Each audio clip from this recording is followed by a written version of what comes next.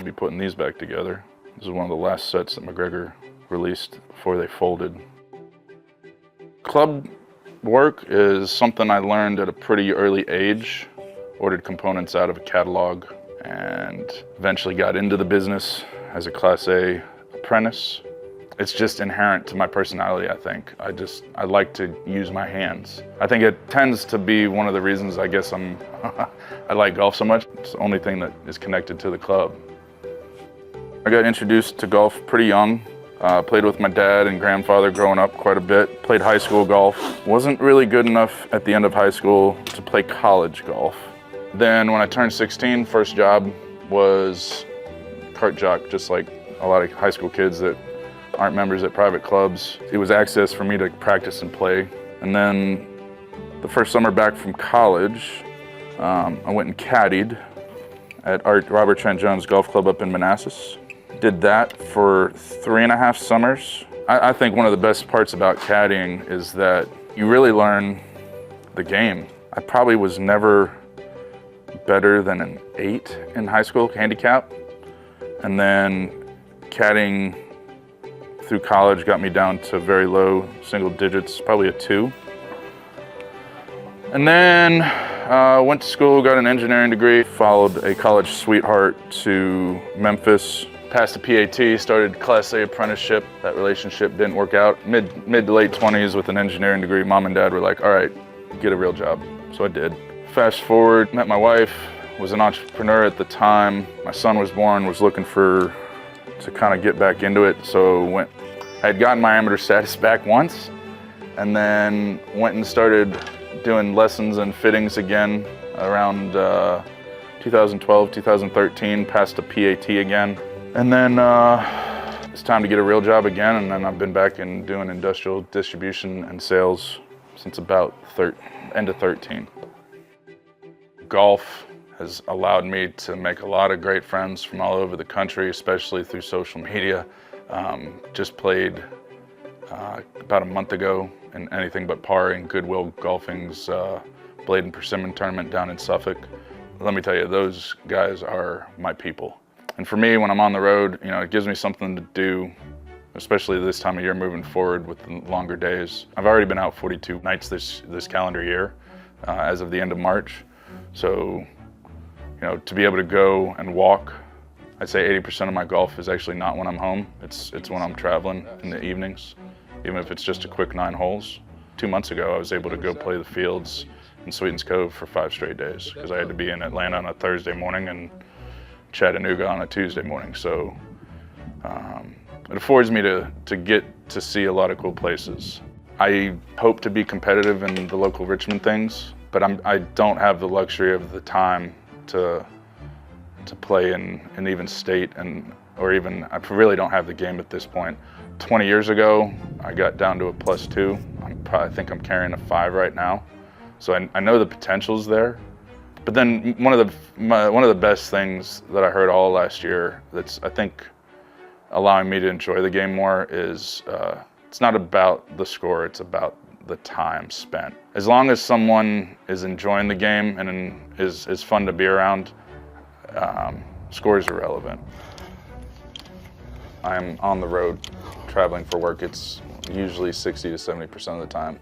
So this room is golf, personal and professional memories, and I've got a place that I can practice putting if I need to take a little break. Can get a little antsy, but when I'm home, I'm surrounded by stuff that gives me good memories, reminds me, and just calms me down and helps me focus. Falling in with the groups like Anything But Par, they just enjoy a lot of the things that we grew up with when it comes to the game. We appreciate all the different cultures, whether it's the club culture, the municipal culture. I think we just all want to be a sponge for the game. And again, we just want to enjoy the company that we keep when we're doing this crazy thing that we do when we play the game.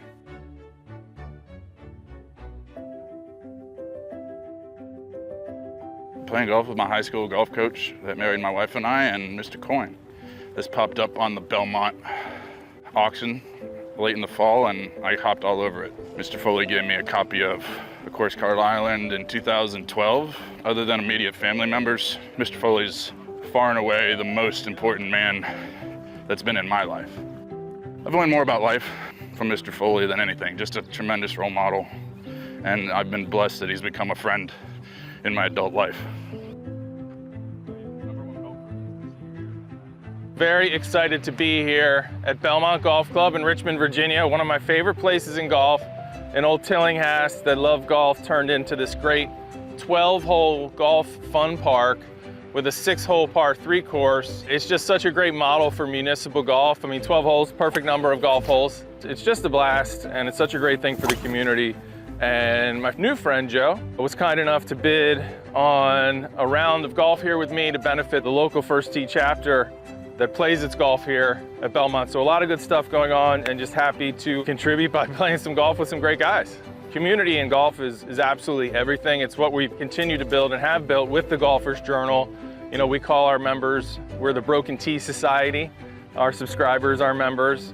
And that community has been, it's just been extraordinary to be a part of it and watch it grow and watch people getting together from all over the country to play golf together, coming to the Golfers Journal events. And, you know, I made just so many friends that way. And, you know, just came back from the Masters and getting stopped by Broken Tee Society members all over the property. It's just been so cool to see it grow and see that we have so many members, like-minded members who just love golf and want to play golf and hang out with other people who are crazy about golf as well. So it's just cool to be part of that community, and it's great that that Joe's a part of it and is supporting it so well. Giddy up a little.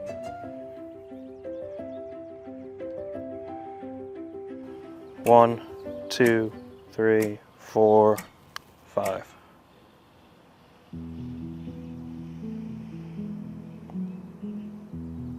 I count to 5 on every putt.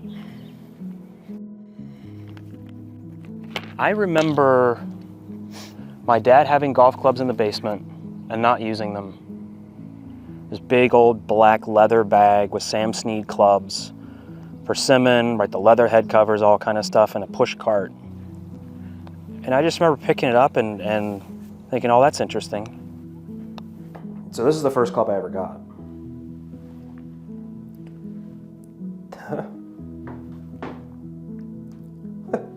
This is the club my dad bought for me at a Lions Club yard sale. I mean, it's the same grip, it's twisted, whatever else, it's the exact same grip.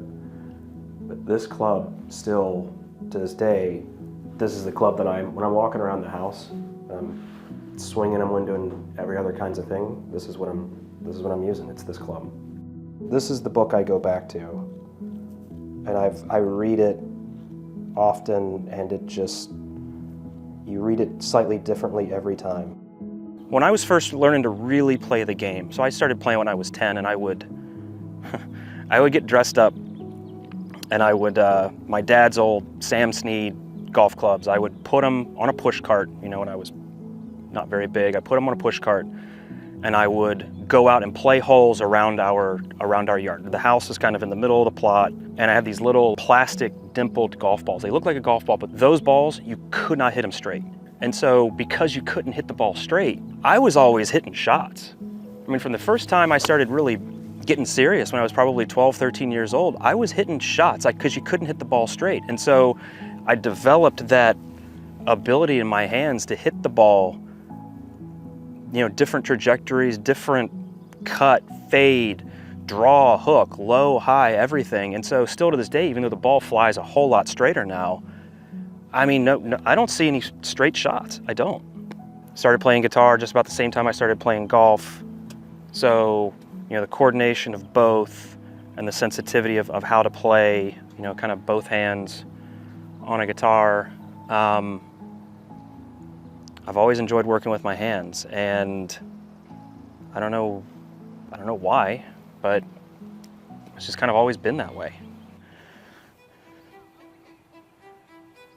What is golf to me? It's not everything, but it's a lot.